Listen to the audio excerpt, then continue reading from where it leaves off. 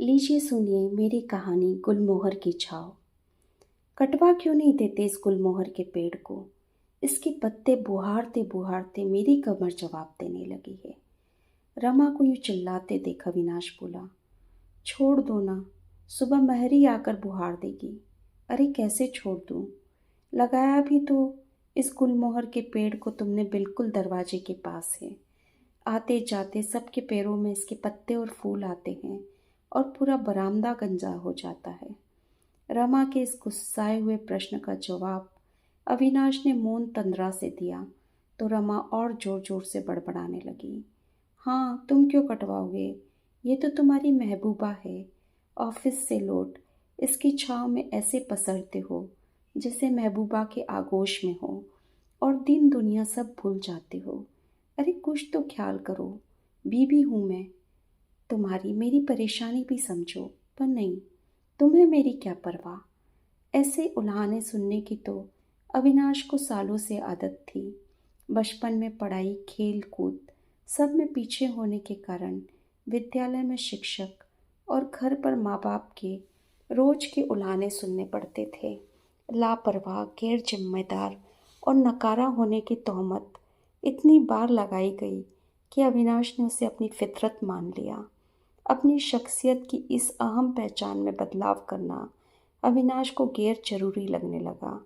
उम्मीद उसे खुद से कुछ ज़्यादा थी नहीं और माता पिता की उससे निराशा जग जाहिर थी। ऐसे में अविनाश खुद के बलबूते से अपना घर बना पाएगा यह असंभव सा कार्य था, पर अविनाश ने यह कर दिखाया। वह भी क्यों? एक गुलमोहर की छाव की चाह में। हाँ, ये गुलमोहर की छाव ही थी जिसने अविनाश को जीवन जीने का उद्देश्य दिया। बात कुछ 16 साल पुरानी है। गर्मियों का शुष्क मौसम था। अविनाश की उम्र 18 साल की थी। 12वीं की परीक्षा समाप्त हो गई थी। साथ के पढ़ाकू यार दोस्त प्रतियोगी परीक्षाओं की तैयारी और अच्छे कॉलेज में एडमिशन लेने में जुट गए थे। भविष्य की ओर से निष्फिक्र अविनाश चिंतित माँ बाप के उल्हानों से दूर भागने के लिए साइकिल उठा भरी गर्मी में समय काटने कॉलोनी की सड़कों के चक्कर लगाता। ऐसे ही एक दिन उसकी नज़र कॉलोनी को मुख्य सड़क से जोड़ते चौराहे पर एक किनारे लगे गुलमोहर के पेड़ की छांव में खड़ी उस छरहरी सी नवयौवना पर पड़ी। हाथ में बैग बोतल संभाले और बेचैनी से कभी घड़ी देखती तो कभी आते जाते रिक्शे वाले को हाथ दे रोकने की कोशिश करती। उस लड़की को देख अविनाश के पैर साइकिल का पेडल चलाना भूल गए। गरम लू के थपेड़ों को झेलते गुलमोहर से झरते सुर्ख लाल नारंगी फूल उस युवती के सफ़ेद चिकन के दुपट्टे पर अटक ब्रौच की तरह शोभायमान हो गए। दूधिया वर्ण, धूप की वजह से गुलाबी कपोल, तीखे नयन, मृगनयनी सी आंखें, संतरे की फाक से अधर और उनमें सुशोभित श्वेत दंत पंक्ति। इस निराली छटा ने तो अविनाश की मानो नजरें ही बांध दी। साइकिल रोक दूर खड़ा हो वो एक टक इस युवती को निहारे जा रहा था। निरापद गरम सुनसान सड़क पर इक्का दुक्का राहगीर और गाड़ियों के बीच उसकी तंद्रा भंग करने वाला कोई न था। कुछ 10-15 मिनट बाद वह युवती जब रिक्शा में बैठ चली गई तब अविनाश की तंद्रा टूटी। उसके जाने के पश्चात भी अविनाश उसी युवती के विचारों में मग्न था। अविनाश की इच्छा तो यूं हुई कि वहीं खड़ा युवती का इंतजार करता रहे, पर भरी दोपहरी यह ख्याल उसे मुनासिब न लगा तो हर घंटे उसकी आस में अविनाश उसी चौराहे का एक चक्कर काट लेता। आखिर अविनाश की तपस्या सफल हुई। कुछ 6 घंटे बाद वही युवती उसे उसी गुलमोहर के पेड़ के नीचे रिक्शे से उतर कॉलोनी की ओर पैदल जाते हुए नजर आई। अब तो निकम्मे अविनाश को जैसे काम मिल गया। रोज सुबह जिसे माँ चिल्ला चिल्ला कर उठाती थी और जो सोने दो माँ गर्मी की छुट्टियाँ है कहकर टाल देता था, वह अविनाश अब बिना उठाए ही जाग जाता। तैयार हो साइकिल उठा गुलमोहर के पेड़ के सामने खड़े हो उस युवती के आने का इंतज़ार करता और शाम को उसके लौटने का भी। 2-4 दिन में अविनाश को ये समझ में आ गया कि वह युवती रोज कोचिंग जाती है और आगे बातचीत बढ़ाने के लिए हिम्मत जुटाना था और लिफ्ट देने के लिए एक स्कूटर का जुगाड़ करना था। अगले दिन कॉलोनी में ही रहने वाले एक मित्र से अविनाश ने स्कूटर उधार मांगा और स्कूटर ले गुलमोहर के पेड़ की छांव के नीचे उस नवयौवना का तय समय पर इंतजार करने लगा। वह आई और अविनाश को वहां खड़ा देख भौचक रह गई।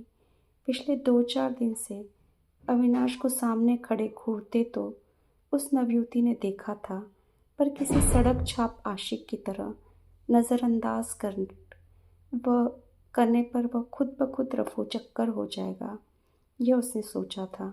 पर आज यूं बेसख्ता वहाँ खड़े और उसे लिफ्ट देने की कोशिश करते देख नवयुवती का चकित रहना स्वाभाविक था। थोड़ी देर तक ठहर दूर दूर तक कोई रिक्शा न देखकर और देरी होती देख वो नवयुवती अविनाश के पीछे स्कूटर पर बैठ गई। दोनों के बीच परिचय और बातों का सिलसिला चढ़ पड़ा। नवयुवती शशि मेडिकल एंट्रेंस की तैयारी के लिए कोचिंग करने शहर अपने चाचा के यहाँ आई थी।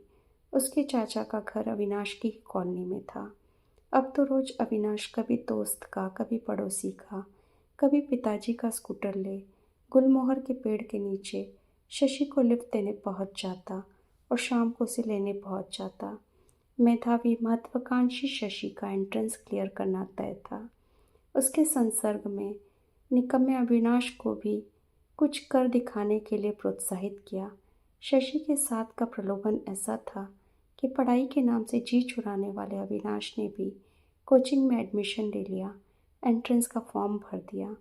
जॉइंट स्टडी के बहाने ज़्यादा समय शशि के साथ रहने को मिलेगा सोच शशि के साथ पढ़ना भी शुरू कर दिया। शशि के सामने अच्छा इम्प्रेशन पड़े, यह सोच टॉपिक को पहले से पढ़कर फिर उसके साथ दोबारा भी पढ़ता अविनाश। धीरे धीरे अविनाश की उम्मीदें बनने लगी। शशि के साथ उसकी जीवन नैया का तो पता नहीं, पर प्रतियोगी परीक्षा की वेतरणी शायद पार हो जाए। पर बरसों के किए पाप एक गंगा स्नान में कहाँ धुलते हैं। जब एंट्रेंस एग्ज़ाम का परिणाम आया तो उसी गुलमोहर की छाँव में अखबार को परिणाम के लिए खंगाला जाने लगा। शशि का रोल नंबर देख और अपना रोल नंबर अखबार में न देखकर पहली बार अविनाश को गुलमोहर की छाँव में भी जीवन की आँच महसूस हुई। शशि ने सिलेक्शन होने की खुशी में ट्रीट दी, पर अविनाश उखड़ा उखड़ा रहा। शशि अविनाश की मनोस्थिति समझ रही थी, पर उसकी मदद करने में असहाय थी। सच है, अपने कर्मों का बोझ तो मनुष्य को स्वयं ही उठाना पड़ता है। शशि का एडमिशन दूसरे शहर में हो गया।